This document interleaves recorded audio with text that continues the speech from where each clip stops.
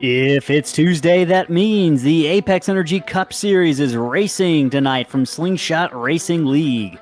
Welcome, everybody. I am Ellis Thomas, joined in the booth tonight by Chris Smith. We are bringing you live racing action tonight in the Gen 4 Cup cars from Auto Club Speedway right outside of Los Angeles for the Sim Racing Tech 200. Auto Club Speedway is located on a tract of land in Fontana, California that was actually formerly home to a 10,000 employee Kaiser steel mill. The mill opened in 1942 at the height of World War II to make steel for warships. The inland location was chosen specifically to be out of range of Japanese warships. Over the course of the 60s and 70s, business saw a steep decline, and by the end of 1983, Kaiser Steel went bankrupt and it actually closed forever. The 2-mile D-shaped oval track was constructed in 1997 with the demolition of the remaining steel mill buildings. The 100-foot water tower, a landmark of that Kaiser property, was preserved in the center of the track to be used as a scoreboard. More than 21,000 tons of hazardous waste was removed, and 370 tons of coal tar was recycled. Workers actually removed 1 million tons of rubble, moving 2 million cubic yards of earth to shape the track. It's hosted kart, Indy, NASCAR, and it has a blistering track record of 242 miles an hour. Not going to go that fast tonight, but they could. Not in a NASCAR, though. Chris, cinema buffs might recognize this site from its most prominent role, the final battle scene in the second Terminator film with Arnold Schwarzenegger in 1991. What are drivers going to have to do to ensure that their race isn't terminated early tonight and they have a chance to make it to victory lane at the end of those 100 laps? Well, I'm not really sure that I can follow that one up, but I'm going to do my very best. This track has become a favorite for many drivers in real life and in sim racing alike. And now that it has been announced that this track is going to be demolished in place of who knows what, a lot of people are feeling very nostalgic over it. It is a rough, worn-out 2-mile track. From overhead, it looks very similar to Michigan, but drivers will tell you that when they get on this track, it doesn't feel anything like Michigan. It is 2 miles in length, just like its sister track, but the corners, you have to attack them a little bit different from each other. Tonight, these drivers are going to be dealing with 100 laps around this track. They have 3 sets of tires total, and fuel windows sit at about 30 to 32 laps. This is a test of both horsepower and finesse in the corners, and our drivers will probably have their hands full all night tonight. Yeah, I think we've talked to some drivers before we went live, and that is the general consensus that these cars are a handful around this track tonight. Chris, qualifying is going to begin in just about a minute, but I think before we get to that point, let's go ahead and hit the national anthem, a Slingshot Racing pre-race tradition, and then we'll get back live with some stories to follow as we watch some of the drivers qualify tonight.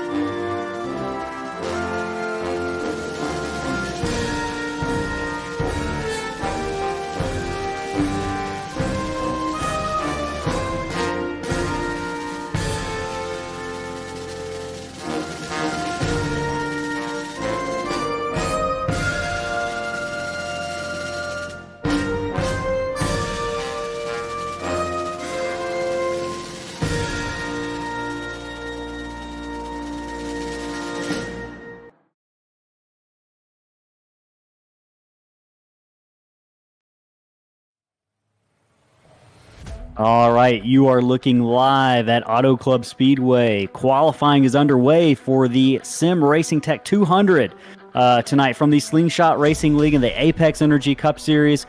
Chris, we've got 100 laps of racing ahead of us tonight. We've got some stories we're going to be looking at headed into this race. The first of them being the points standings for the Apex Energy Cup Series. Right now, Aaron Smith is not able to breathe as easily as he would like head into the 11th out of 15 races. You can see he's atop the points right now, but Scott Sobczak and Randy Bechtel are not far off, just 18 and 20 points down respectively.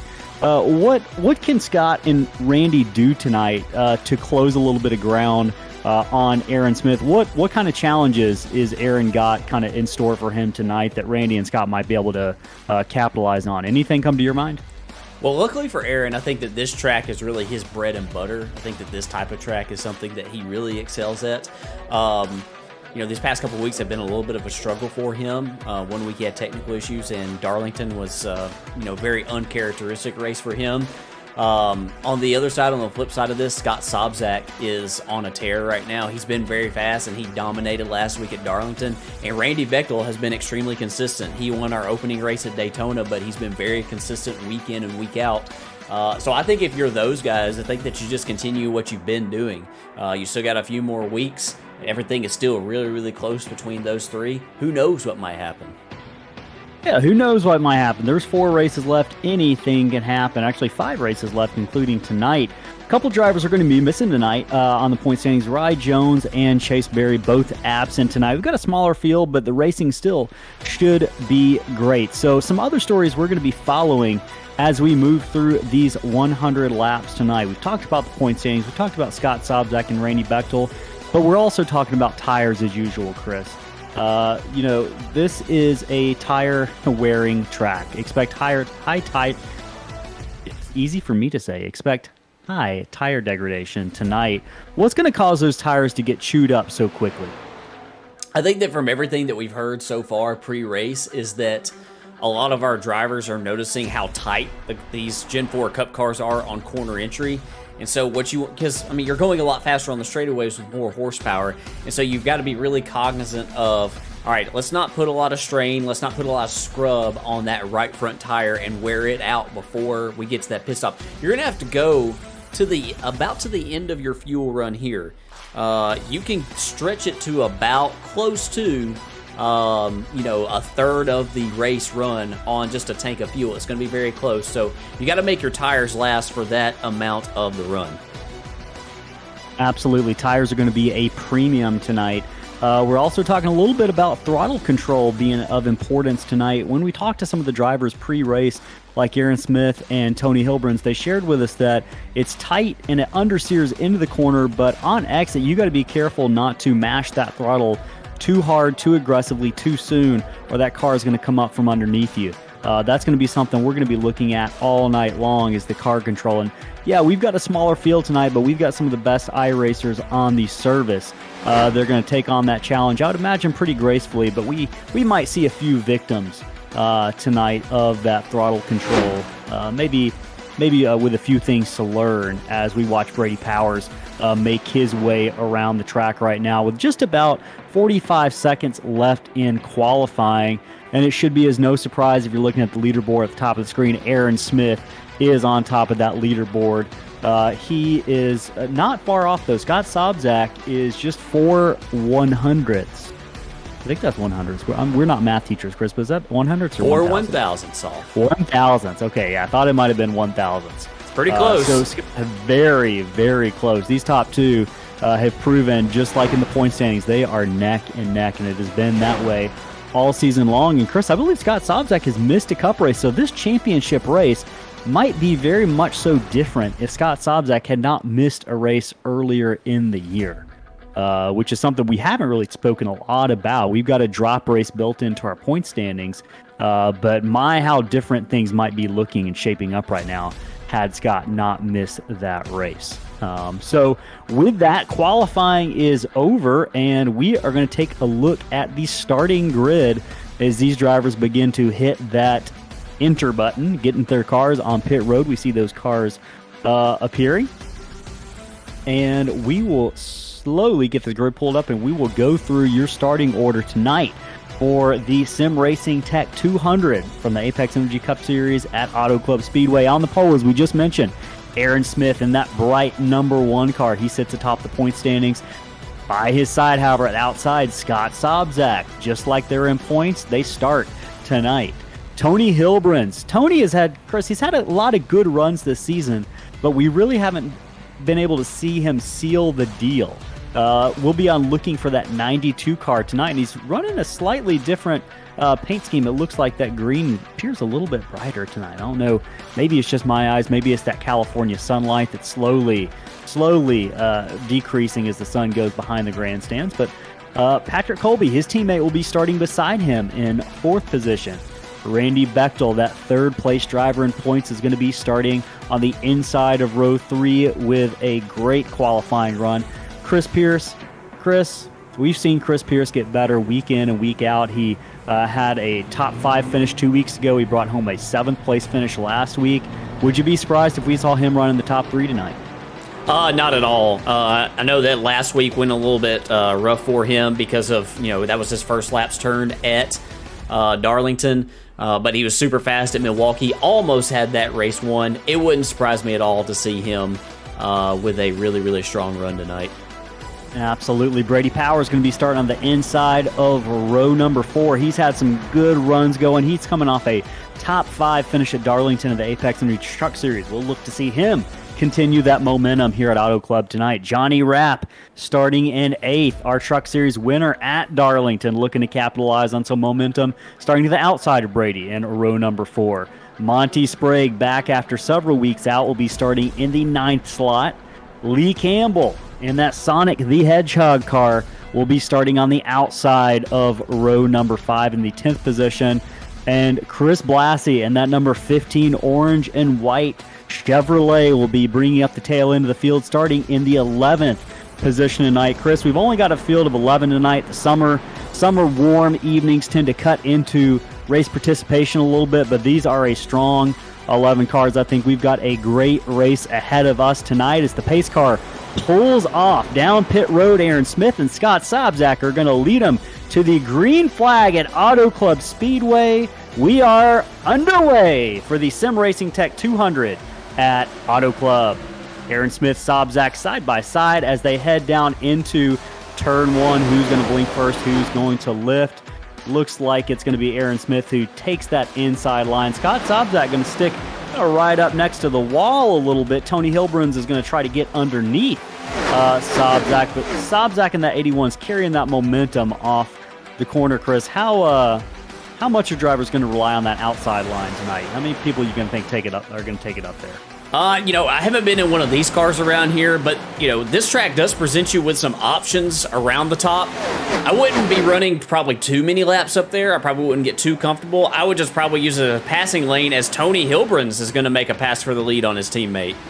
Absolutely. Speaking of passing lanes, that 92 says, excuse me, here I come.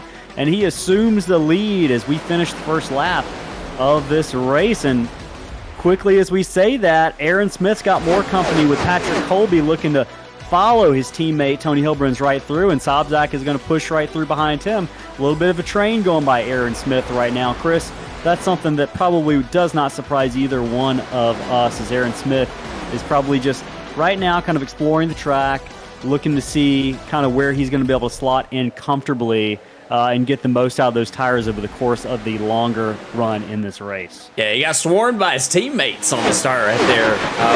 But yeah, we were used to seeing this out of Aaron. He's not getting too concerned. And what I really like to see is really easy on that corner entry, really shallow, right to the white line. And that's going to help preserve those tires as Sobczak's going to try to make a run for second on Colby. Yeah, we see that 81 car creep down underneath that 9.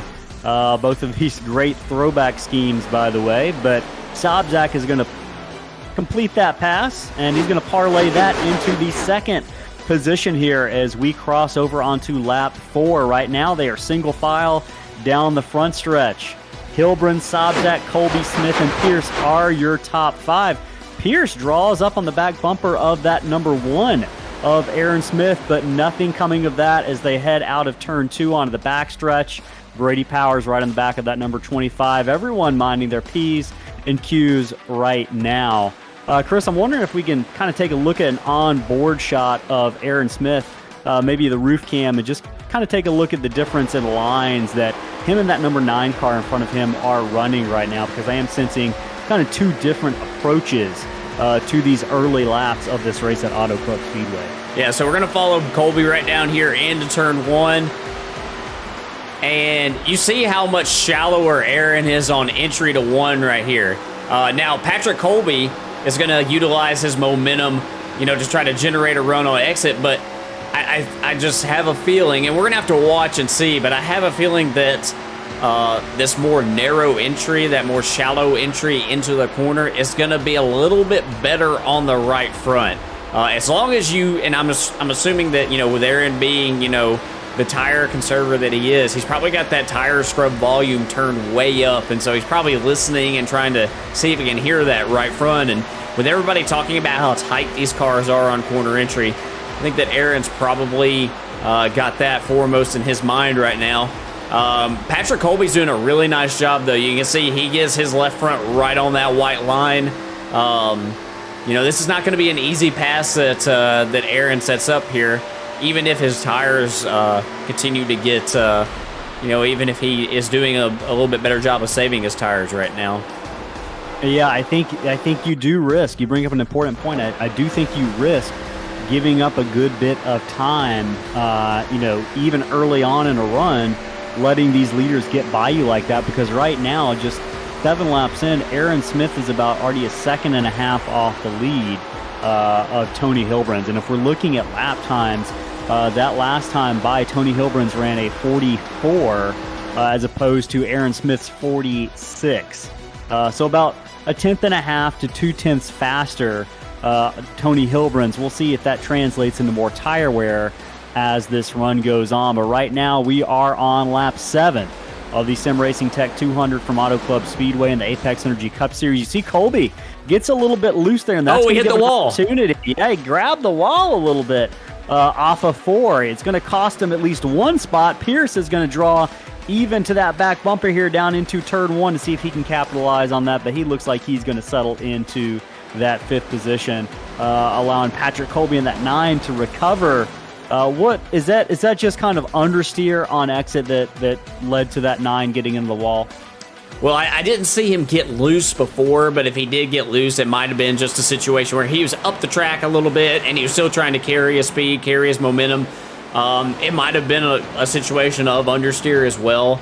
It sounds like these cars are super, super tight on corner entry, and if they are super tight on corner entry, you've just missed your marks a little bit, and it could get you offline as we got a little bit of a race for the lead going on here. Yeah, that happened very quickly. Scott Sobczak gained about 0.4 of a second, shooting that lead to Tony Hilbrun's in just a matter of about 2 or 3 laps. I was looking at them just about 2 laps ago and didn't really see any need to shift back to the lead, but good catch because Scott Sobczak pretty much ate that entire lead up. And you see how he's doing it too. He's just got really, really good roll speed right in the center of the corner. And that's where Tony in that 92, Tony Hilbrun's, is really struggling. You saw just how quickly that got closed up by Sobczak, and I imagine we're going to see Scott Sobczak complete the pass for the lead into this corner. Meanwhile, look who is charging. Maybe going to take it 3 wide for the lead here off the corner. Aaron Smith working that high line. Hey, look at this momentum. Yeah, and he is going to probably cut to the inside here, and he does. He's going to try to make that pass back for the lead. So, sorry for the mistake, folks. I should have known better, but right now Aaron Smith, after being a second and a half off the lead, is right back up there. And let's just take a look right now. I'm looking at times in terms of how much tire fall off these guys have. So, the best lap that Scott Sobczak ran was a 40.2, Chris. That last lap was a 41.0. So he's given up about 0.8. And I know that he's running side by side, but those lap times for that were not that far off as we see that 81 car really use that outside to his advantage. Yeah. But what's the cost of that? Well, I mean, I think that obviously you run the risk of burning up the right front running up there. But one thing about these cars, and we haven't really experienced something in these cars like this. We haven't been to a track where we could do this. Is running the top here in these cars that have a lot more horsepower than, say, the trucks or even the next-gen cars. You can generate a lot more speed up in the top lane than you can in a slower, lesser horsepower car. Top lane doesn't really benefit you that much, say, in a truck like you'll see tomorrow night. Here in these cars, running the top like that, you saw the momentum Sobzak got. You saw just a couple laps ago when Aaron Smith took the lead, the momentum that he got running up there. But those guys completed the pass, and look where they are now. They're right on the bottom of the track. They know, as Chris Pierce gets really loose off of turn 4, they know that they can't stay up there. They know it's probably not a good idea to ride up there lap after lap after lap. They used it in order to complete a pass, and so I just think that's a smart thing to do. Absolutely, and right now, the top running order. Scott Sobzak is your leader. Aaron Smith is second. Tony Hilbrun slides back to third. Patrick Colby in fourth. Chris Pierce, we saw loose off the corner there just about a lap ago, in fifth. Randy Bechtel runs in sixth. But the biggest action we've got going on right now on the track is for the 7th and 8th and 9th, as well as 10th position. A great battle back here further in the pack between Brady Powers, Monty Sprague, Chris Blassie, and Lee Campbell. Sprague and Powers just were dueling back and forth a moment ago. Powers looks like he's pulled away a little bit, but that battle for the 8th position is still going strong, as Blassie is going to try to look underneath that free car of Monty Sprague, work that inside line a little bit and see if he can't make that pass for the 8th position. Struggles a little bit. Sprague's got that momentum off the corner, which is also going to leave the door open for Lee Campbell and that Sonic the Hedgehog car to dash by on the outside. Yeah, we'll see right here. You can watch off this corner right here. We'll go on board with Chris Blassie, and if you look to your right-hand side, I don't know if we'll be able to see. Yeah, here he comes, Lee Campbell. You can see just the momentum that outside line gets. You have to be aware of that as a driver. We saw Chris try to make that move to the inside, and it actually wound up costing him a spot because he couldn't complete the pass. That's something that you have to be aware of and that you have to keep in mind, as you go throughout this race. Do you just decide to ride and stay in line if you're not 100% that you can clear that guy? Because if you can't, you run the risk of another guy drafting past you on the outside. Absolutely. Lee Campbell taking advantage of that outside line, that momentum. But Chris Blassie sticking to the inside there. But you can see that momentum that Campbell got by running just a little bit higher off the corner. But up front right now, it is all Scott Sobzak. But Aaron Smith is slowly, he's keeping track of that 81. Those two yellow cars cannot get away from each other on the track right now. And just a tale of numbers for you. I know hopefully you're not getting sick of hearing me call out these lap times, but I think it is telling as maybe a glimpse into what that one car is experiencing in terms of if that tire saving that we've talked about is really coming into play. Aaron Smith, his last lap was a 40. Let's see if I can get at the line here a little bit better, reliable information. Last lap was a 41.3. The best lap he's run is a 45, so about 0.8 off his fastest pace. Sobzak, his best time was a 42. His last was a 41.3. Yep. So Aaron Smith maybe has a little bit more speed later on this run. 17 laps. We mentioned the fuel run tonight is somewhere between 30 to 32, 33 laps. So we're a little over halfway into a fuel run right now. But Scott Sobzak continues to lead Aaron Smith. Yeah, he does. And, we saw Tony Hilbrun's. Want to talk about Tony real quick. We saw him jump out there to a pretty good lead. Tony Hilbrun's actually has the fastest lap of the race right now with a 40 flat. Pretty comfortably, in front of everybody else for that fastest lap bonus point of the race. Yeah, so, that's 2 tenths faster than everybody else. It is. And I think that maybe, shows that Tony was really pushing it to try to get to the front and get some track position.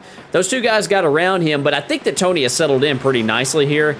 I think that he has kind of brought his pace down to what he probably needs to run, to save that right front. And so He slides up a little bit in the center of the corner there, but I think that he's got his pace probably where he needs to have it, as Aaron Smith is just inching closer and closer to Scott Sobczak. Yeah, and right now, I was going to draw our attention back to the battle for 9th, but it settled down a little bit. But it is Chris Blassie who's drawn up a little bit closer to the back bumper of that 14 car of Lee Campbell right now in the 8th position. Oh, yeah, here we go. We got a battle for the lead going on between Smith and Sobczak. And as you mentioned, I believe you were saying the 81 car was a little bit loose there. Yeah, well, the 15, it looked like the 15 was a little bit loose. Okay. As Aaron tags the wall off the corner right there. Yeah, I heard that one just a little bit. You can see the sparks fly.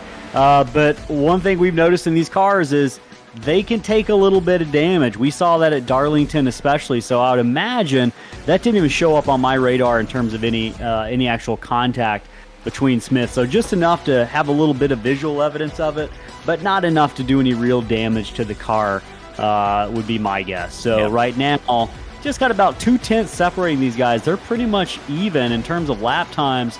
It was a 41.5 and the 41.6 respectively. So they were keeping in each other's tire tracks pretty much as they have these first 20 laps as we complete 1/5 of the Sim Racing Tech 200 at Auto Club Speedway from the Apex Energy Cup Series. You see Smith changing up his line. He's going to the outside. Yeah, he's going to we got a little connection flash right there. He comes right back. But yeah, see what kind of momentum he can generate off the corner right here. Oh, Sobczak gets a little bit loose. Yeah, and Sobczak comes up to defend that position, that line. Aaron Smith is kind of left with no other choice than to not force the issue. And that's the type of driver Aaron is, right? He is not going to force the issue, certainly this early on in a race. As we've seen him have a couple of connection issues with that car dropping out. He spoke with him pre-race about some internet connection issues he's had for the past several weeks. He thinks he's got them worked out, but you can see maybe a couple of issues popping up right now as we watch Randy Bechtel right now. Randy's on the move. He's on the move. He's moved up into the 3rd position after starting 5th. He's picked up 2 positions in the first 22 laps of this race. Randy Bechtel, that driver from Pennsylvania that is so good. And we just haven't seen Randy be that dominant this season after winning the season opener at Daytona. We've seen him be strong.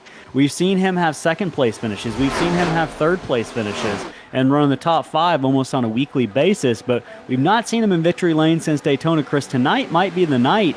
Just looking at lap times right now, Randy ran a 41.6 as opposed to Scott Sobczak's 41.7. Yeah. Aaron Smith's 41.8. So right now, Randy Bechtel is the fastest car on the track with some pretty fast lap times. We'll see if he's able to use those to his advantage and draw off on the back bumper of those leaders. Maybe drag Tony Hilbruns with him. Yeah, I think that this race right here kind of fits his, driving style perfectly. Randy's really good at, conserving the tires, saving the tires, and managing the race.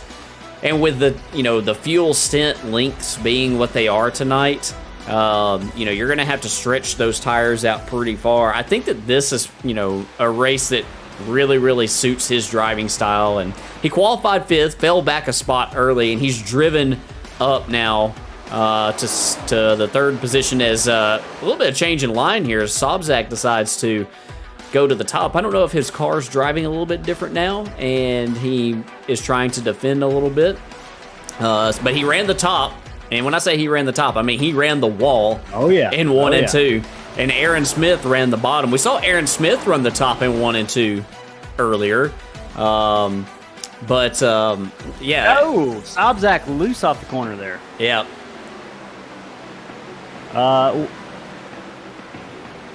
Okay, I think I was looking at my replay. We're good.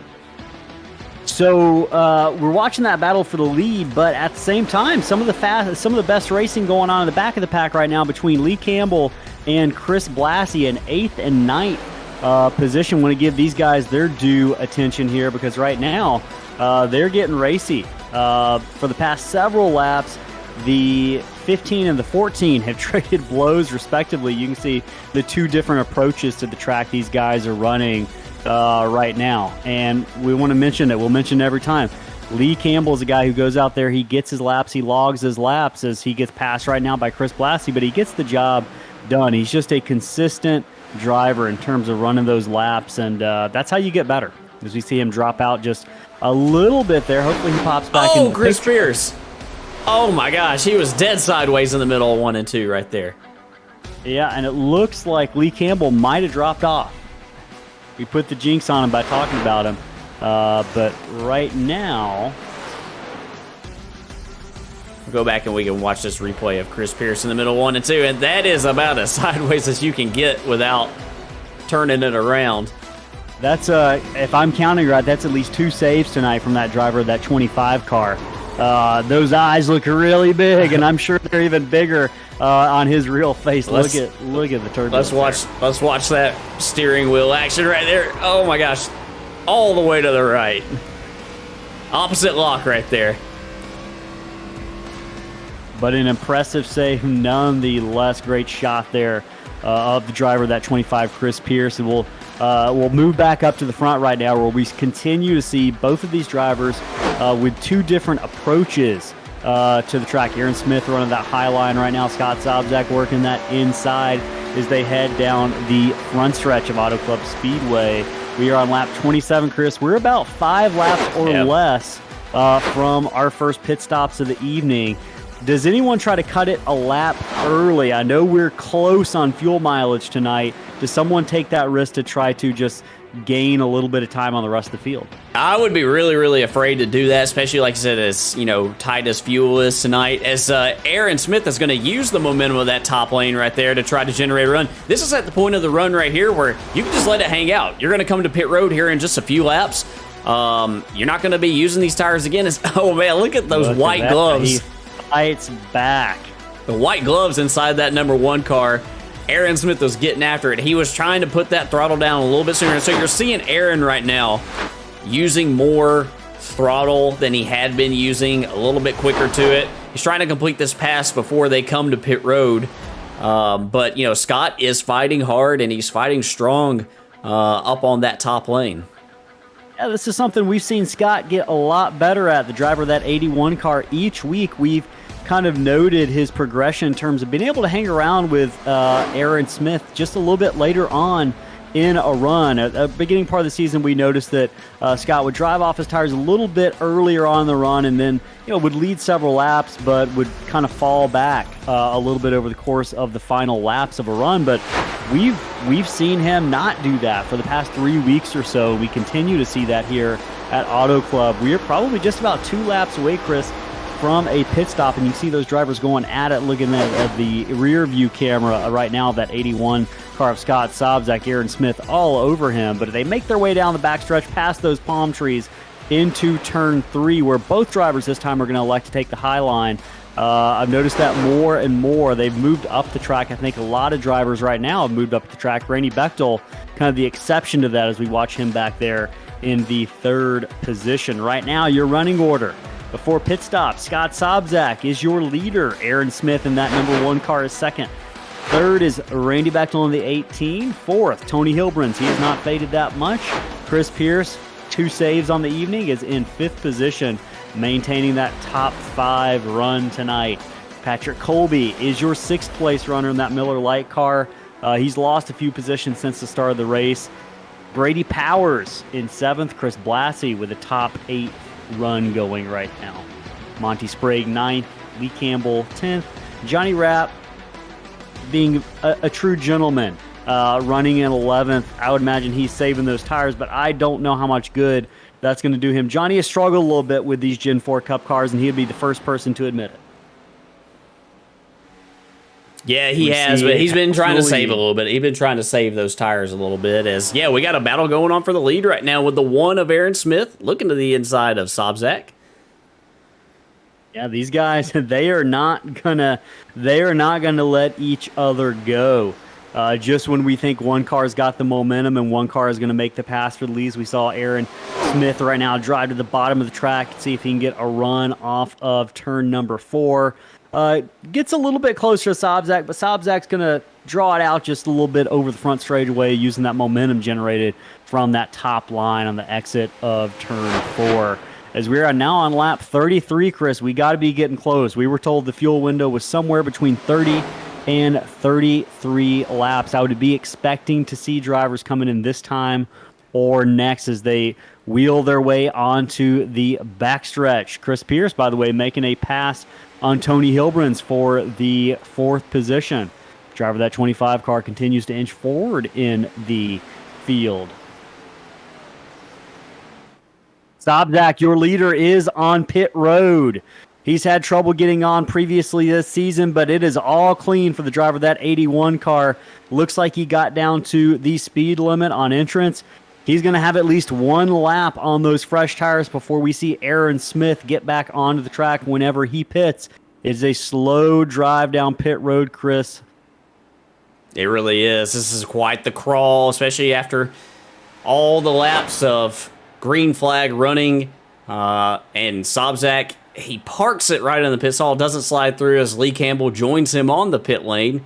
And this is, where Scott might be able to put just a little bit of distance on his closest competitor, Aaron Smith. Aaron's coming this time. So, yep, the number 1 car making his way down pit road a little bit loose on entrance, but looks like he got it woed up as we see several other cars are going to follow suit. The car in the top 5 that's going to stay out, or at least in the top 6 or 7, I should say, is Patrick Colby is going to stay out. Also, Randy Bechtel. So these 2 guys are going to give it a little bit longer on this stretch, and we're going to be keeping our eye on the 81 car right now to see where that 81 car comes out in front of or behind the number 1 of Aaron Smith.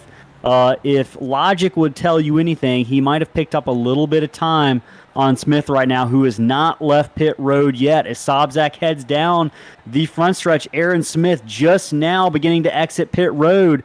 The momentum is going to be with the driver of that 81 car. It's going to roll past the yellow number 1, probably in the middle of turns 1 and 2. Absolutely will, and we're going to see just how much time that one lap is going to earn the driver of that 81 car, Chris. You can see him at least about a quarter of a straightaway there gained on Aaron Smith. We don't have the timing yet, but we will have that in about a half a lap to tell you just how much of a difference that pit stop made. As we see the 18 car of Randy Bechtel, he gives up the lead to hit pit road as well. Got him a bonus point in this championship battle.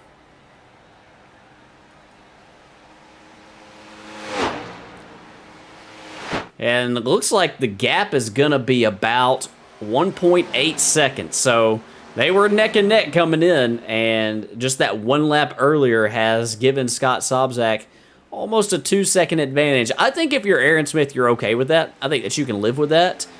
We saw Aaron kind of chase Scott down from about, I don't remember what the gap was, but it was over a second. He drove through the traffic. 1.1 seconds, I think, is. Yeah. We can also see the difference here that these fresh tires are going to make if we look at the 4th and 5th position. Chris Pierce was a good bit off of where Randy Bechtel was before those pit stops, but right now Chris Pierce is just about 0.4 off, so he's made up a bit of ground on the driver of that number 18, and this is going to be essentially a battle for third here once we see Johnny Rapp hit pit road, which he already has in that number 52 car. So this should cycle us through the first pit stop of the evening, ladies and gentlemen, in this Apex Energy Cup Series race from Auto Club. Scott Sobzak is your leader. Aaron Smith is about 1.5 seconds behind in that second position, and these are your first 2 drivers in the championship point standings, but they're reversed. Aaron Smith leads Sobzak in the points, but as it stands right now, Scott Sobzak is going to make up probably at least 2 to 3 points when all is said and done if things finish the way they are right now. But we know there is still about 63 laps to go, so the likelihood of that happening is pretty low. Yeah, what I'm seeing right now also, Aaron Smith is having, I don't know if it's hardware issues or if he's having some connection issues. Because we've seen him flash out several times. We've seen it a couple times here since the pit stop. So hopefully that's not something that influences the finish of this race as far as giving him issues. We don't want to see that happen. I know that he had some trouble a couple weeks ago. So hopefully all that can stay running just fine, and he'll be in this race, and they can race it out to the end, as he has chewed into that lead here in just the last couple laps here. It's now down to about 1.3 seconds between the 81 and the 1. Absolutely, and you mentioned hoping that internet continues to run fine for Aaron Smith. The thing that makes Slingshot Racing run fine is our partners, who we are going to take a break to hear from in just a moment. We will rejoin the race live after a word from our sponsors.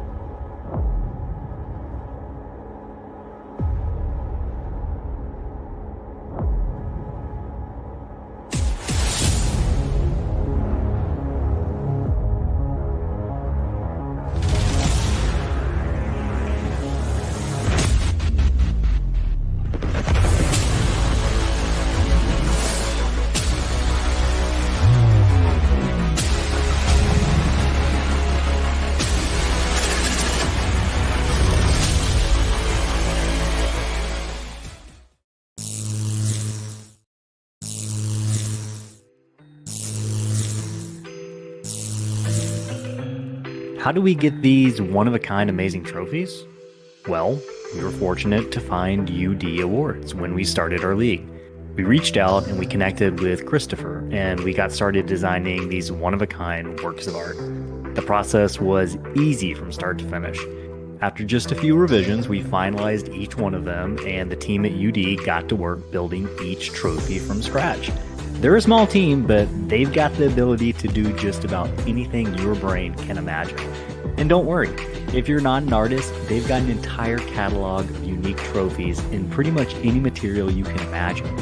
Wood, acrylic, glass, and in the case of last season's trophy, metal. The best part, they're affordable. If you're looking for a trophy for your event or league, the choice is simple.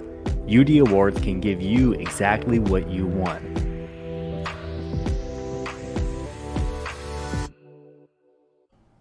Are you looking for high-quality, affordable sim racing paint schemes and graphics?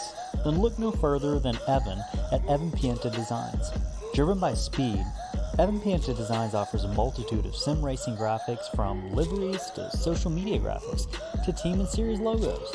To see some of the work done by Evan, or even race one of the public liveries he's made, head on over to tradingpaints.com and search Evan Pienta.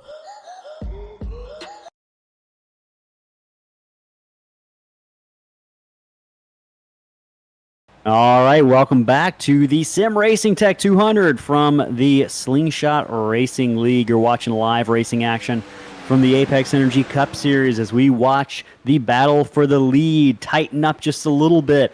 After a series of pit stops, Aaron Smith had lost about a second and 7/10 to the leader, Scott Sobczak, but he has closed that up now to just about 6/10. He has cut that over half from its original gap, and that's kind of what we expected to see Aaron likely do, but we're going to see what effect kind of that charge up towards the rear bumper of that 81, what kind of impact that's going to have on the life cycle of those number one cars' tires.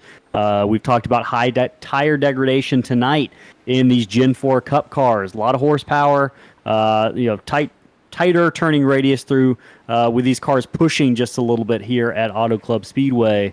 But right now, Aaron Smith is making it work as he continues to close the gap on that leader. Behind that battle, third place is up for grabs right now between Randy Bechtel and Chris Pierce. Chris Pierce about the same distance off, about 5/10 off the back bumper of that 18. So the top four got some good action going on there, and it'll likely heat up over the course of the next couple of laps. We're on lap 146 of 100 tonight, so we're almost at the halfway point. And just want to give a tip of the cap right now to the driver sitting in 5th place. That driver, that 22 machine, Brady Powers, having a good run tonight. We saw Brady pick up a couple of spots over the last pit cycle. We had that driver from North Carolina having a great run tonight. Running some good times, moving through the field. Brady's just a overall great guy. He runs our Truck Series and our Cup Series. Great driver. He continues to get better. We enjoy watching him get better each and every week. So shout out to Brady Powers in that wanted Goons car. That number 22 is Patrick Colby. Looks like he might have something to say about Brady running that 5th position, as he is going to attempt probably that. He's going to draw back in on the front straightaway. I thought he might try to make that pass a little bit aggressively, headed down into 1. Right now, these drivers running in a slightly different line. You can see that 22 car diamonding the corner just a little bit, kind of at least with a higher entry into the corner. You're going to see that pay off in terms of a little bit of momentum off the corner, Chris. Yeah, that later apex, you can do that here. You can sort of like wait a little bit longer to apex the corner. That's going to generate a little bit more momentum on corner exit. When you're doing that, as Brady gets super loose off the corner right there. You're also running the risk of something like that happening just because you're running a little bit more speed in the center of the corner. And Patrick Colby's going to try. Sorry to interrupt. Oh, you're good. We do have a battle for the lead. Yeah, Aaron Smith made that pass on Scott Sobczak, and then Scott Sobczak is going to fight right back on the inside of that number 1 machine. Right now, all I'm seeing is yellow as these two leaders battle back and forth. You're going to see Aaron build that run off the top of that corner, and he's going to take it to the inside. Ooh. They're going to be neck and neck at the finish line here as we cross the halfway point of the Sim Racing Tech 200. Watch Scott now. He's going to run the high side. He's going to run the wall. He's going to try to get the momentum off the fence right here on corner exit to see if he can do the exact same thing. As Aaron's going to protect the bottom. He's going to give Scott the outside right there. I think that Aaron really wants to be on that bottom. We've seen Aaron do that crossover a few times where he wants to be on the bottom for the next corner, and he's going to drive it into the entry of turn 3 right here. Yeah, we've seen that number 1 car work the best, rolling around the bottom through both corners, but you're going to see he's going to give up that run on the top to Sobczak, who's probably going to clear Smith, if I had to guess, or get very close here into turn 1. But again, now we can see Aaron drop down to the bottom. So this is the story of what space these drivers are taking up on this racetrack right now as they draw even on the backstretch as they cross these 127 palm trees lining the backstretch of Auto Club Speedway. Yeah, Scott's doing a really nice job of, he's racing Aaron very clean, obviously, but he's also making it very, very difficult for Aaron to complete this pass. Obviously, Aaron chased him down from about 2 seconds back, so we know that he's got the speed, but if you can't use up all the track, it makes it very difficult to try to complete the pass, and Scott has not been running the top until Aaron got to him. Scott's now utilizing the top, and he's generating that extra horsepower down the straightaways to just make it difficult for the driver, that number 1. Absolutely. So the space that Sobczak probably wasn't choosing to run, he's forced up there, and he's making it work really well. Hey, we got a Lee Campbell fan in the chat right now. Maddox19 shouting out to Lee Campbell, the driver of the number 14 car, who's having a great run right now in 8th position. Top 10 run going for Lee. So we continue to watch the battle for the lead take shape. Hey, if you're watching in the chat right now, let us know what driver you are pulling for.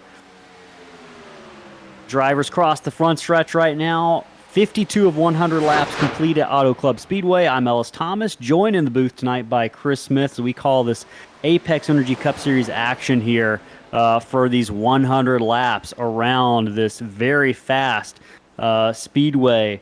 I'm looking to see if we've got speed data. I don't think we can see that necessarily.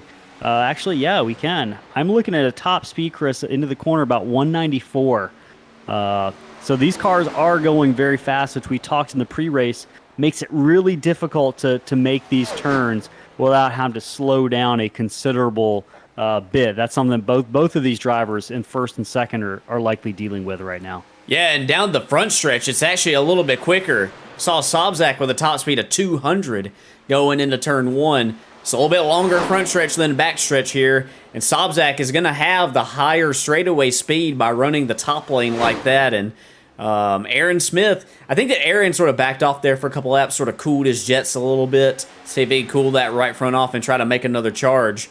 But they both run the top this time in 3 and 4. So are you concerned about the tire wear that top line is putting on Scott Sobzak's car this early in this run, or is that just a basically a risk that Sobzak has to accept to maintain the lead right now? I think it's worth it right now because Aaron hasn't been able to get around him yet, and I mean we're now Sobzak's now at lap 21 of this run, so he's past the halfway point of this run. I say that you do whatever you can to try to hold on to the lead at this point. It's already proven that Aaron Smith came from 2 seconds back, has not been able to get around him, and I feel like I think that Scott thinks that if Aaron were to get around him, considering what he was able to do in open track earlier, that he would just check out. And so I think that Scott's doing the right thing by fighting tooth and nail for the lead right now. And he is fighting more than tooth and nail. This is an absolute dogfight right now, Chris, up at the front of the field as these drivers basically switch lanes back and forth to see who can get the best run off the corner, the best entry. Right now, Scott Sobzak winning that battle. He stretches out his lead just a little bit, maybe the most we've seen here in about 5 to 6 laps on Aaron Smith. As you mentioned it, we're about 23 laps right now into a run. We're probably, what would you say, about 8 to 10 laps right now off of another pit stop, as we see, just as I say that, Aaron Smith takes that inside line and just cuts the advantage to next to nothing right now on Scott Sobzak. Yeah, he does, and yeah, we're getting closer and closer to that pit stop. I think that if you're Scott, you're probably really, really happy with the way this has gone here. Obviously, the last few laps, and you're probably feeling like as long as you don't make a mistake, and that's a big risk. You're running right up there next to the wall to try, and he was pretty close to it right there. In fact, he threw some sparks up on our end, but I don't know if that actually showed up on his. But Aaron can't quite make it that time. He tried. Couldn't close it. We thought he might clear that 81 car, but that 81 car is going to have the cleared advantage. 201 into that corner, Chris. Yeah. So you can see that momentum off the top of that track is worth a substantial amount of speed for that driver, that 81 car. Yeah, we can see the hands inside that one car. I like it that he's wearing white gloves in his with his driver's attire, and you can really see those hands going back and forth. These guys are having to work hard tonight. With the extra horsepower around this track. I just love what I'm seeing. I wanted to bring this up earlier. I love the fact that we can see these, 2 different lanes, and 2 really good drivers utilizing both those lanes. We haven't seen too much of this on iRacing on a lot of these tracks here in the past couple of years with the tire model, and I just think that this track represents the perfect recipe for this tonight. Yeah, these front 2 drivers are putting on a great show. We just hate to almost move the camera elsewhere, but we do have another battle taking shape in the 6th and 7th slot. Brady Powers beginning to really hound the driver, that number 92, Tony Hilbrand, who I think is struggling, and we've seen him struggle over the course of a long run with those tires tonight. Brady Powers draws up even closer, maybe getting a little bit of help from the draft, headed down that backstretch into turn 3. The driver of that black and white number 22 car, Brady Powers, is really got probably the upper hand in this fight right now. As you can see, that 92 really struggling to keep speed through center off. That's something we noticed happened to Tony earlier in that first run of the evening right now. And in the lead back there, we've got another battle, and they just keep trading blows back and forth, Chris. This is, I think, one of the best battles we've seen all season long. certainly taking shape here tonight over the course of the last 15 laps or so. We're on lap 60. We are 3/5 of the way through. Scott Sobczak really gets close to Aaron that thought wall. about it. He thought about it. Aaron wanted to slide up there off of turn 4. I think he actually cleared him for just a second, but it was Scott was going to come back with the momentum, so I think that was a good move on Aaron's part not to close the door. We'll see if he can do anything on the exit of 2 here. It's going to be close.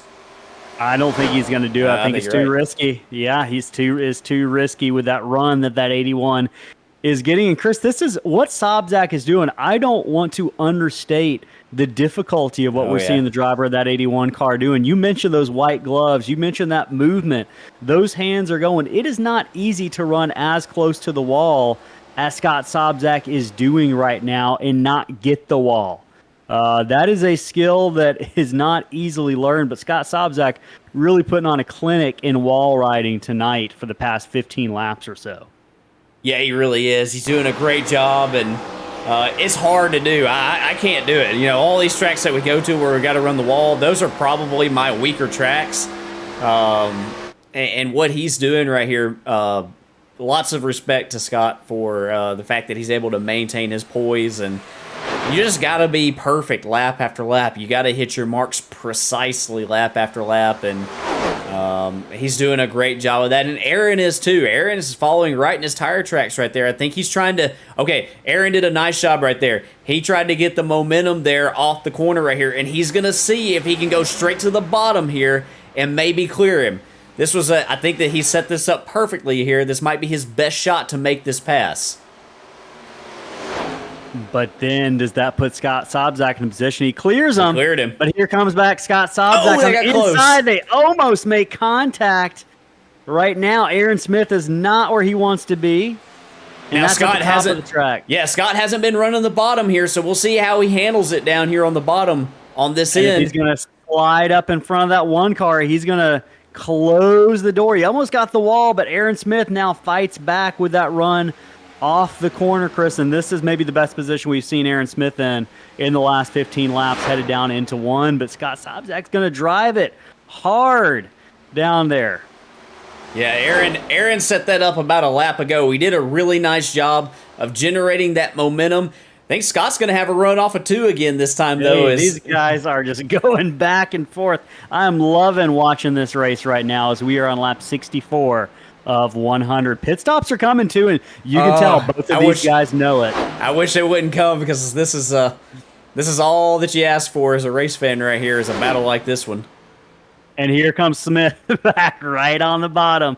These guys are putting on a show tonight, and we hate to keep the camera on only them, but this is what we got right now. This is the most exciting action on the track in the Apex Energy Cup Series Sim Racing Tech 200, and this might be the most decisive we've seen this battle look. But as I say that, Scott Sobczak is going to try to maybe take the battle to the inside in turn 4, but is not able to do so this time. Both drivers ride about 3 inches off the wall. And look at that. Sobczak got a little bit of extra momentum off the corner, it looked like, for a moment. And with Aaron Smith shifting around on the track, that's going to slow him down a little bit. We'll see if Scott Sobczak... Oh, they're both going to take the top once again. I thought Scott Sobczak might try to dip it down to the bottom there in that 81, but we're going to see him cut the corner a little bit short here. And these guys got to be getting close, Chris. We are, I believe, about 34 laps off when we saw the 81 car pit that last time. Yeah, I think that you could see... You know, based upon how many laps Sobczak ran earlier, I'd say that he's getting a little bit closer. But maybe Scott waits until the lap that Aaron pits, or maybe, you know, maybe Scott decides no matter what, I'm gonna come before the 1 car does. I'm gonna enter pit road before the 1 car. That way, I can build up that huge lead again, and I'm gonna make him earn that pass. Yeah. We see him a little bit loose off the corner. Yeah, and you know, we saw how long it took Aaron to get around him. So, you know, Scott might employ that same strategy again here. And this might be it. So Scott really, he jumps down to the inside. I think this might be it. Scott sees that lead building a little bit. Here he comes down pit road in that 81 car. We are on lap 67 of 100. Scott Sobczak looks to make his final pit stop of the evening. He keeps it clean. It looks like he gets down to the pit road speed limit. Your leader has hit pit road, but that number 1 car of Aaron Smith is going to take at least one more lap around the Auto Club Speedway. But we saw how that shook out on the last pit cycle, folks. Aaron Smith lost about a second and a half to the driver of that 81 car, Scott Sobczak. We're going to see if this forces the driver of that number 1 car's hands. We see Scott Sobczak slide in his pit stall here. Looks like a nice clean stop. Hoping his pit crew gives him a fast one. Yeah, and Aaron Smith continues to circulate the track. One thing that we'll note as Aaron's going to come down pit road here is that Randy Bechtel and Chris Pierce were in a very close battle when all this battling between the 1 and the 81 started. But Randy Bechtel really opened up the gap on the 25. And he was not within striking distance of first and second, but he was sitting in a really nice spot there in third as Aaron Smith is going to come one lap after Sobczak. And Chris, something I'm a little confused about right now. I might be looking at something. Did Scott Sobczak have trouble on pit road? No, maybe not. I think my track map was a little bit strange there. It looked like he was moving, but I think he was actually settling into his pit stall right now. The 81 car comes off of turn 4. He's on the front stretch, and we're going to see here just how much momentum this is going to give Scott Sobczak. Yeah, we'll take a look at this from overhead, and so you can see the difference between the two. Aaron Smith is exiting the pit lane, and Aaron does a really nice job. Obviously, Sobczak's going to clear him with a lap on tires. But I don't think it's as much as it was last time. If anything, it's about the same or just a little bit less in terms of the gap we saw Scott Sobczak build on that number 1 car that last time through in the pits. Yeah, it was 2 seconds before on that last one, and now my number's coming up here about a little over a second back for the driver of the 1. So we can look at pit lane times here, and we can see, let's see if we can flash this up right here. While you're pulling that up, Randy Bechtel, your leader, is hitting pit road right now, leaving Patrick Colby on the track. Johnny Rapp is also going to pit, so Patrick Colby is right now the leader. But this battle between Randy Bechtel, Scott Sobczak and Aaron Smith will essentially be a battle for the lead. Yeah, and Scott Sobczak spent 44.3 seconds on pit lane, and Aaron Smith spent 44.5 seconds on pit lane. So they were super, super close as far as total time spent on pit lane goes that time. The difference could have been on pit entry or pit exit. And that's why both of those are so crucial to where drivers come back on the track. Something as minuscule as maybe a couple miles an hour headed down pit road could be the difference between coming out in the lead and coming out in second place. So every little bit counts for these two drivers and really all drivers tonight. But if you've been watching the race we have for the past 15 or 20 laps between that number 81 and that number 1 car, you'll understand every single lap counts. Hey, if you are watching in the chat right now, let us know, what driver are you pulling for? Who do you think is going to pull off the victory tonight as we watch the number 9 car, Patrick Colby, head down pit road, giving up the lead to Scott Sobczak with Aaron Smith quickly in tow behind him at about 1 second behind. Chris Pierce, did pull off the pass. He came about 2 laps sooner than Randy Bechtel, and that time is showing on the track right now. So Chris Pierce, who we mentioned, has had a really consistent string of great finishes in the Apex Energy Cup Series, continues that march as he is 3rd after starting 7th tonight, moved up 4 positions, one of our biggest movers of the evening. That driver from Virginia, he's a student at Virginia Tech. I'm not sure what he's studying, but I do know that he does all of our graphics, and he does a great job at graphic design. If you've seen that little ticker moving by on the bottom, you've likely seen an ad for Pierce Graphics. If you are interested in graphics for your league or any other sort of event you're running online, Chris Pierce does a great job with those as we watch that driver running in the 3rd position right now. Through the rest of the field, just quickly, Randy Bechtel is your 4th place runner right now. A great night going. You did lose that spot to Chris Pierce, but he's been in our top 3 the past 4 or 5 weeks. Patrick Colby, we've seen march back up to the 5th position after falling as low as 7th. Patrick doing a great job tonight. That driver from New England, originally from Alabama, but driving from New England tonight. Brady Powers in that number 22. Not a top 5 like he had going earlier, but still a solid run for the driver from North Carolina. Tony Hilburn's Chris fallen back just a little bit. We saw him leading the first portion of this race, but as the sun has gone down and the stars have come out, Tony really struggling. Let's talk just a minute about the transition from the day to the night. What has that likely done to these drivers and the handling of their cars?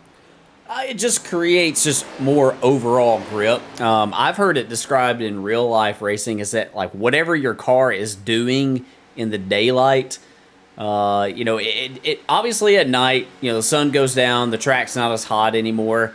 You're just going to generate more overall grip. Obviously the cars are going to get a little bit quicker as well because, the temperature decreases.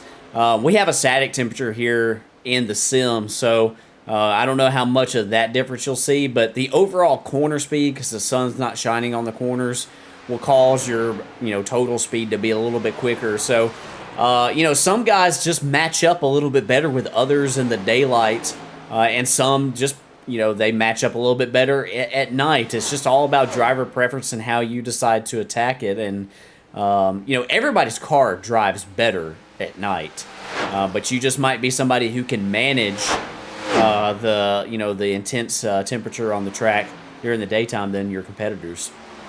Yeah, absolutely. And Tony Hilburn struggling a little bit with it in 7th place right now, but he continues the march with just about 25 laps left in the Apex Energy Series Sim Racing Tech 200 from Auto Club. We continue the track through the field. Johnny Rapp, Chris, after spending much of the race running in 12th position or 11th position at the back of the field, is up to 8th. Maybe a little bit of tire strategy, holding on a little bit longer to those tires has given Johnny a little bit of advantage on the back half of the field.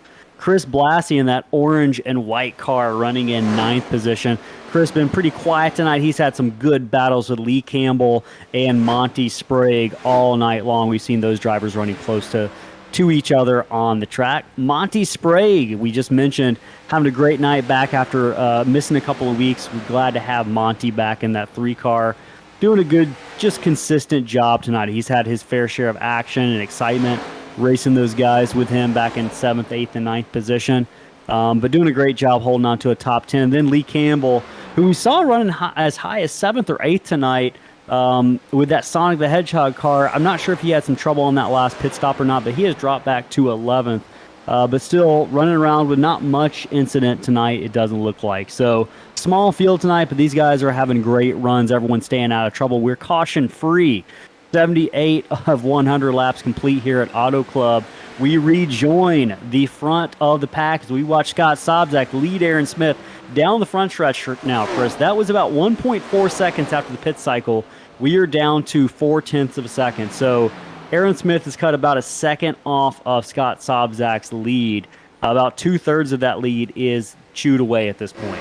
Yeah, if you're Scott Sobczak, go ahead. I was just going to say, let's ride on board right here with Aaron Smith. Talk a little bit about this track down here and how they attack it. At Michigan, you try to run up above that seam there because of the difference in the corners. We talked about the 2 sister tracks and how they look very similar from overhead. But one thing you'll notice down here is at this track, I just think it lends itself more to side-by-side racing than Michigan does. You can really get all the way down to that white line on both ends here at Fontana, whereas at Michigan, it's really hard to get down there in that very bottom lane. And, I just think that this track, out of the 2 tracks, this is the one that I definitely prefer more. I just think that it puts on a little bit better show. And, we've seen that all night between these 2, as it looks like Aaron is just able to get a little bit closer to that white line in the middle of 3 and 4, and I think that's where you're seeing a little bit of the gap be made up. It's not a lot. It's still really, really close. It's still really tight. But we saw earlier, catching them was one thing and passing them is another.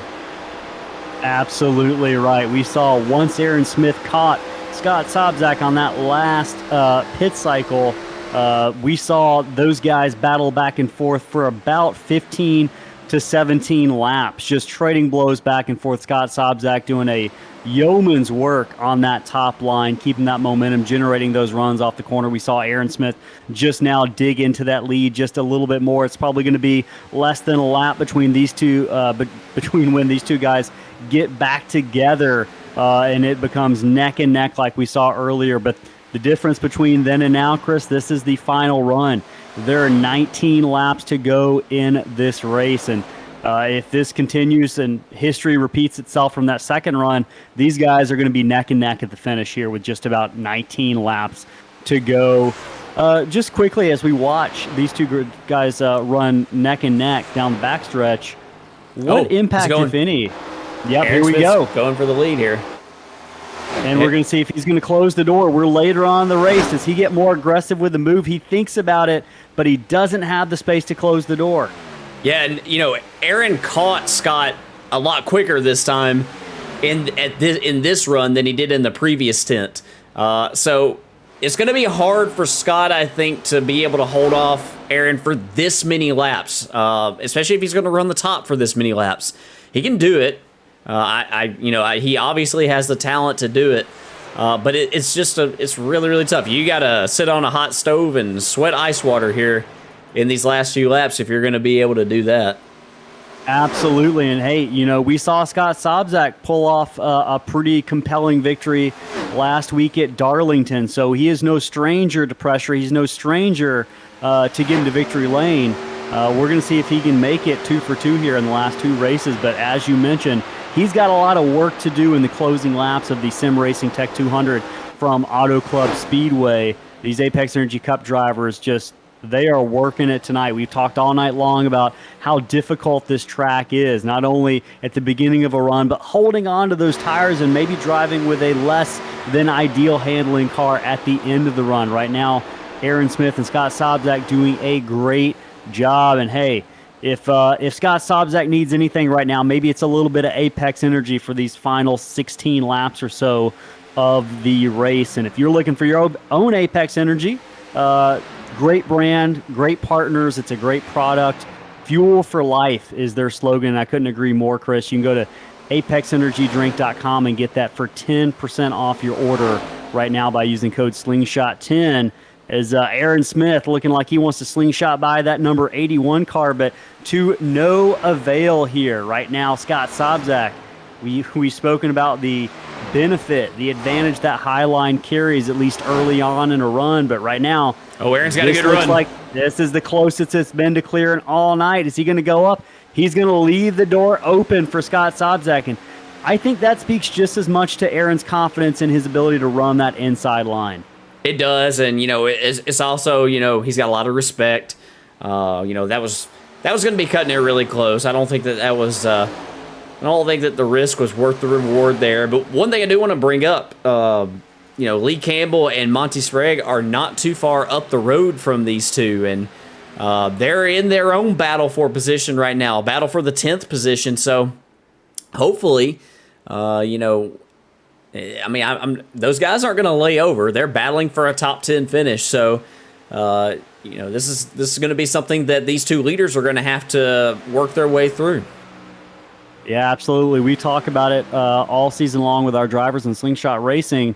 Lap cars are expected to be courteous to the leaders and to, if slow enough to get out of the way. But these two guys, they're running, like you mentioned, their own race. So we're going to see how that factors in as Aaron Smith can just not get clear of that 81 car of Scott Sobczak as they cross on over the backstretch into turn 3. Right now, 14 laps left, Chris.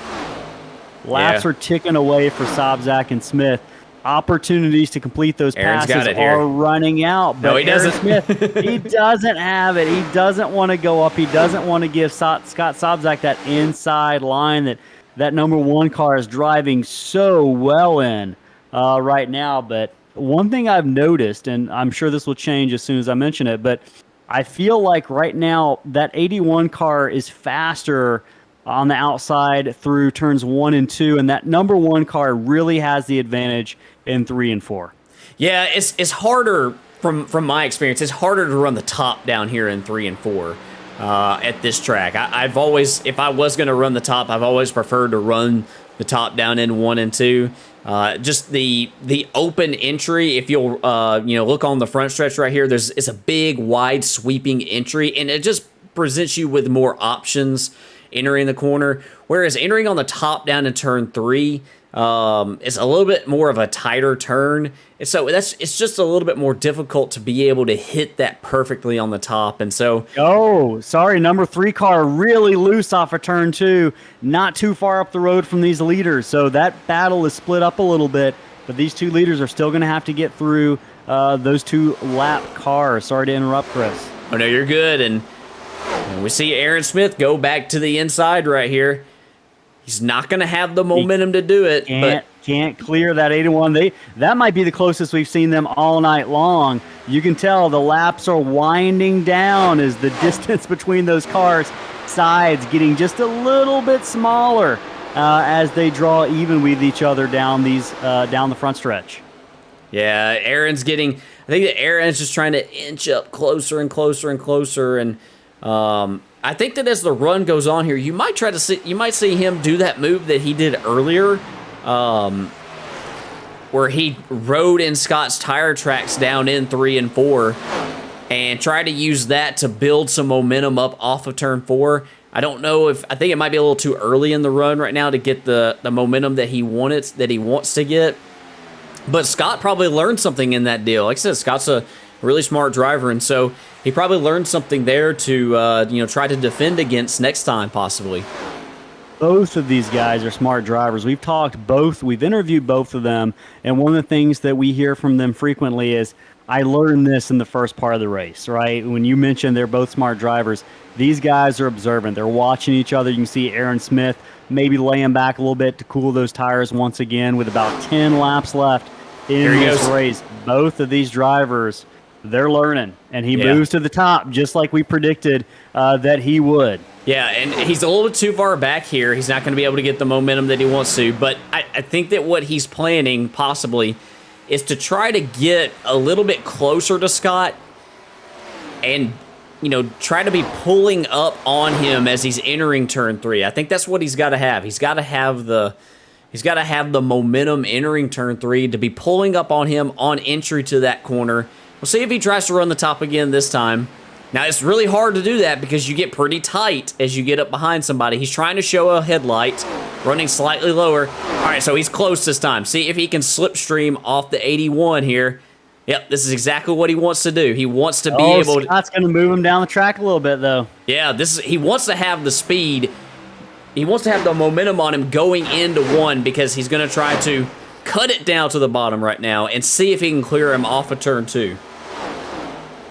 8 laps to go in the Apex Energy Cup Series race here from Auto Club. Aaron Smith gets the advantage, but Scott Sobczak draws back to that back bumper, slips into the draft just a little bit, and we'll see what he can do into turn 3. You can see both drivers running the top line right now. We saw Scott Sobczak have a little bit of advantage, able to cut down just a little bit quicker, and these drivers are going to have to be careful not to get into the wall. You can see both of them just inches away right now. Scott Sobczak not really losing a lot here with about 7 to go in this race. This is as tight as it gets, folks. Right now, both drivers, as they did in the last run, working that top part of the racetrack. Does Scott try to go down to the bottom at any point for the remainder of this race, Chris? He could definitely do that. I think that right now what we're seeing is, while Aaron did chase Scott down, I think that Lee Campbell might have had just a connection flash there. Scott's not letting him get away. Scott's right there. Nope. He's not letting him get away at all. And they've got these lap cars that they're going to be catching right here in the corner. So this is going to be something that Scott Sobczak might try to use to his advantage. Both of these lap cars going to go low. We do see that 14 car having a connection issue. This is sketchy. Both the leaders are going by. We see Sparks. I believe they've probably cleared that 14. If he is still there, he is listed as off the track right now for me, and I think he is off the track. But they've still got at least 2 lap cars they've got to clear Monty Sprague in the 3 running on the bottom of the track right now. You can see Lee Campbell kind of fading in and out there. Just about 5 laps to go in the Sim Racing Tech 200 from Auto Club Speedway. I'm Ellis Thomas, joined by Chris Smith. We're going to take you through these final 5 laps as Scott Sobczak sees if he can make a move on Aaron Smith. These drivers have been neck and neck all night long for nearly 100 laps, Chris. Just about 4 remaining. These drivers just doing the best they can to hang on. So we see Scott Sobczak really get as close as he's been to Aaron Smith here for the last 2 to 3 laps, but this 3 car is going to play an important role in the way this race ends. The 3 car takes that top line away from both of these guys. They're going to have to navigate probably underneath the 3 car on the exit of turn number 4 to cross the start-finish line. This will likely be the last challenge. They've got one more car, the 15 of Chris Blassie, who they likely will catch on the last lap or maybe sooner.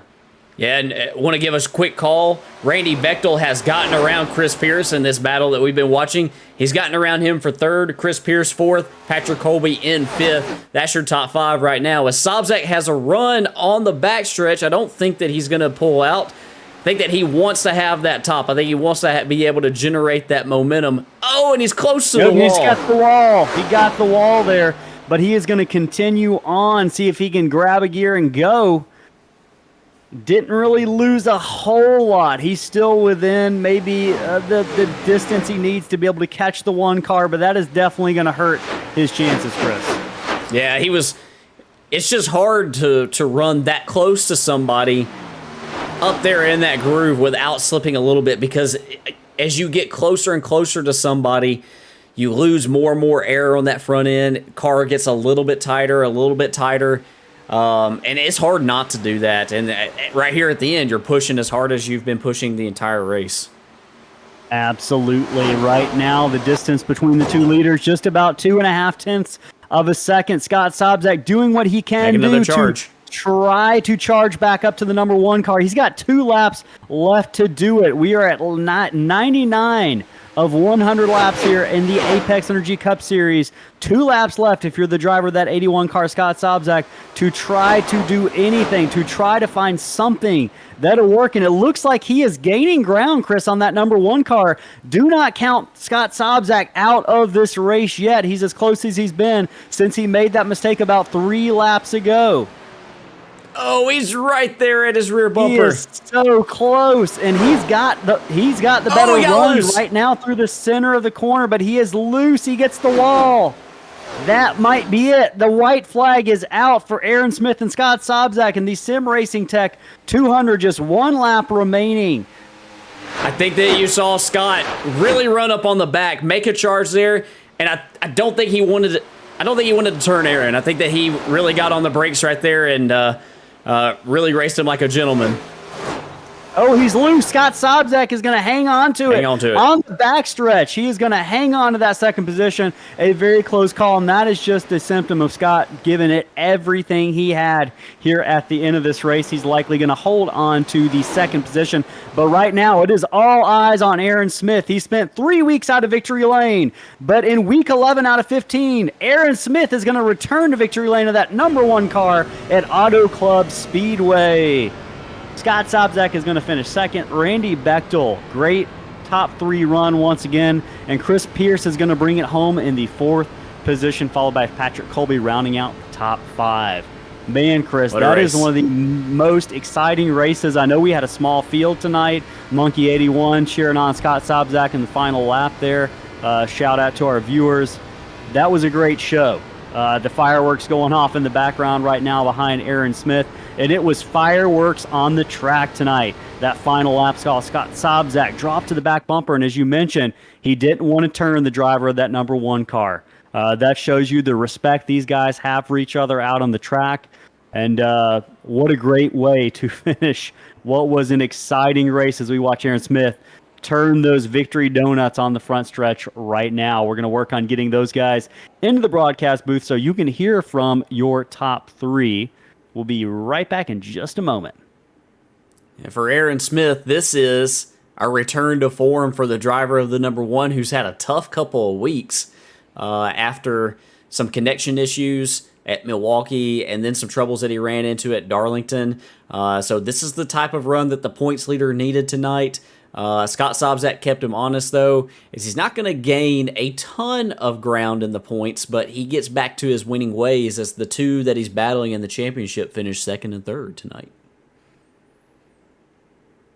All right, Randy Bechtel, third place finisher tonight. This is Ellis and Chris in the Slingshot broadcast booth. You got a copy? Yes, sir. Oh man, top three again for you tonight. I know it's tough to finish third place instead of on the top of the podium, but congratulations on that good run you had tonight.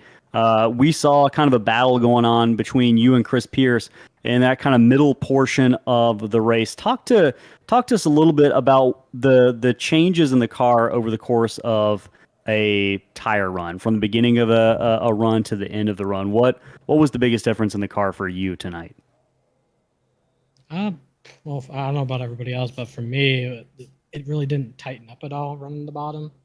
It was still just as loose the whole time. But I was able to manage it. I know those guys are up there running the wall, but I tried running it, but I was running the same line. It was a little bit tighter up there. So, like I said, well, yeah, being loose. It was. We saw Scott Sobczak try to make a pass for Aaron Smith coming to the white flag, and it got real loose once he got behind Scott Sobczak. So not many drivers in the field tonight, but you still did a great job of wrangling a top three finish. We saw you racing around Chris Pierce a little bit tonight. We're going to let you go here in a minute, but any shout outs you got for anyone who might be watching? Shout out to Johnny for being my only teammate to show up tonight. Not sure where the other ones are. You guys for broadcasting, running the league, and all the sponsors. Yeah, payday racing was a little bit light on drivers tonight, but hopefully we'll have as many of y'all back next week as possible. Hey, have a good night, Randy. We appreciate you too. Okay, thank you. All right, Randy Bechtel, that driver of the number 18 car, your third place finisher. We're going to bring in Scott Sobczak, our second place finisher, into the booth. And Chris is going to talk to him in just a minute. All right, Scott. Scott Sobczak, driver of the number 81, Square D4. This is Slingshot Booth. You got a copy, bud? Hey, I got you now. Hey, man, that was a heck of a race. I don't know what it was like from the driver's seat, but, man, from the booth tonight, this was one heck of a battle between you and Aaron Smith all night. You guys put on a heck of a show. Talk us through that battle, what you felt like you needed to have to maybe hold off the driver of that number one car. No, that was an absolute blast there, and it was pretty tough. I mean, somehow it seemed like I was able to get an advantage out of the pits on each cycle of pit stops, and I knew he was going to come up and get to me on each one, being I guess only one lap fresher tire or so. But yeah, I don't know what I needed at the end there. I needed pushing pretty hard. I got the wall a couple times, just trying to get everything out of it, and once I kind of committed to the top, there was really no going back. I knew if I wanted to dive low, he was going to do the opposite. And, the high line was the defensive line, but it was going to be tough to pass if someone was up there. And, at the end, almost had enough to get back in there, but just ran out of the tires and almost out of fuel. Yeah, it was a great show. We talked a little bit about these cars and running the top, before the race started, and how these cars having a little bit more extra horsepower, we might see some guys running the top. How much different was the balance of the car up on the top versus running the white line? Well, the top just felt more comfortable after a little while, and I don't exactly know what the tire wear scenario is. I'll have to go back and look, but I was pretty comfortable running the wall, and when you run low, you risk really getting pretty loose on the exit, and if you do that, it just kills the momentum down the straightaway. So I like the risk of running the wall a little bit better, and I think towards the last 40 laps or so, I just kind of said, let's go up there, and even if the tires wore a little bit more, I think it was worth the positioning on the track. Well, hey, man, you did a great job. It was so much fun to call this race. This is probably the most exciting race for the win that we've called in Slingshot this year. So we had a blast watching you out there. Congratulations on second place finish tonight. Any shout outs that you want to give before we let you go? Yeah, definitely. Alex upstairs watching. Hopefully, Olivia, Alyssa, if they're watching as well. Mr. Figs, Remington, you guys know who you are.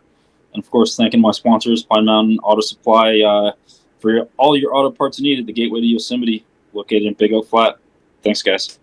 All right, man. That's Scott Sobczak, driver the number 81. Your second place finish tonight. Congratulations, bud. Thank you.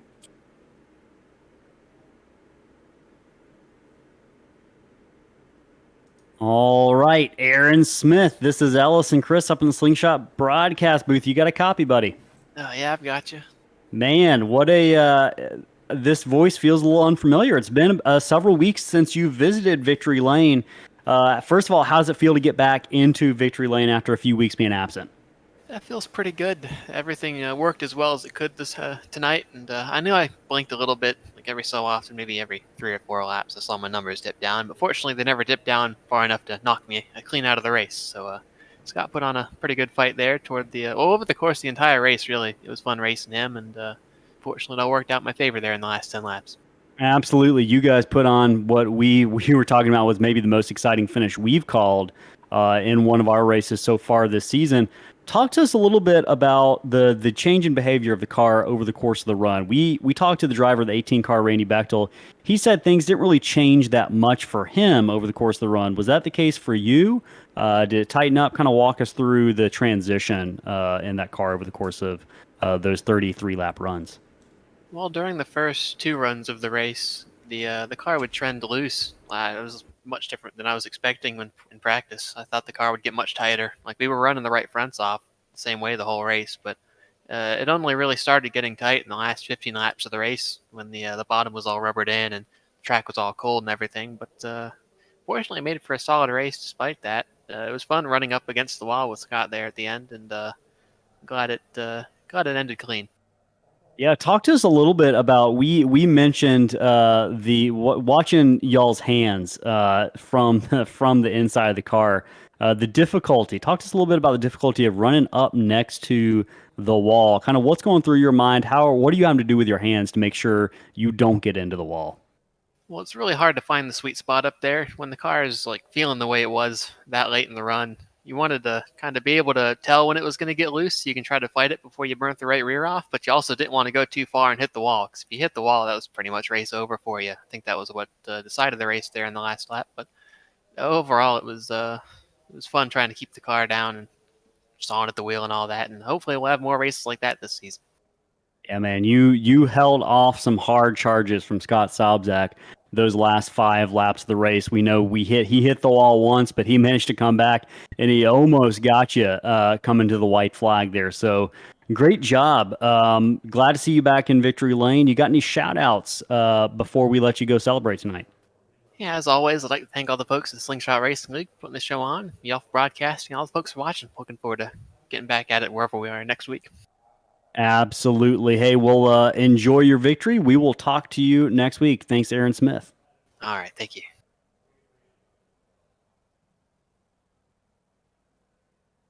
All right, Chris. So you heard from our top 3 finishers there. Great job for everyone out there on the track tonight.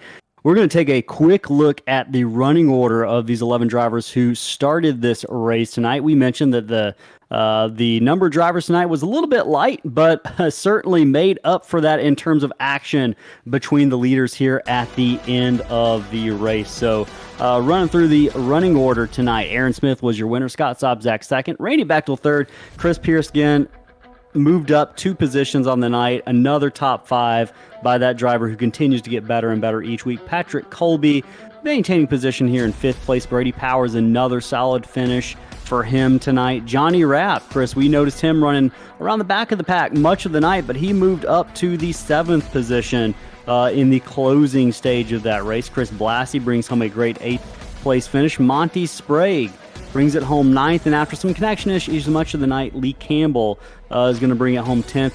Tony Hilbrins ends up finishing 11th. Chris, I don't know what happened to Tony in those final laps. Do we know?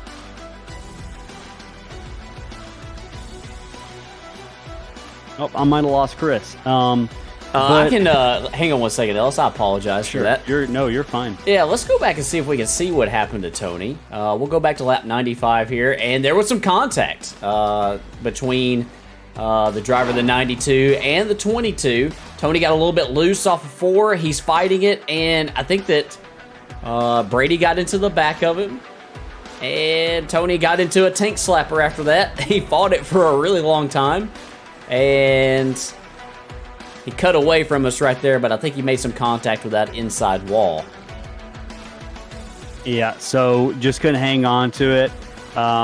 Unfortunate kind of for Tony, but I know he's going to be frustrated with that, but had a pretty good run going all night, led much of the early part of the race, but kind of faded as things went on. So, Chris, we saw a lot of action tonight. I know we focused a lot on the lead, but we had some of the best racing I think we've seen all season go on tonight. This is a track that created a lot of opportunities for passing, as we saw between Scott Sobczak and Aaron Smith there up at the front. But this race certainly delivered in terms of action. We ran all 100 laps caution-free, man, and I think that continues to speak to the quality of our drivers that we have. We've got a small but a mighty field in this Apex Energy Cup Series.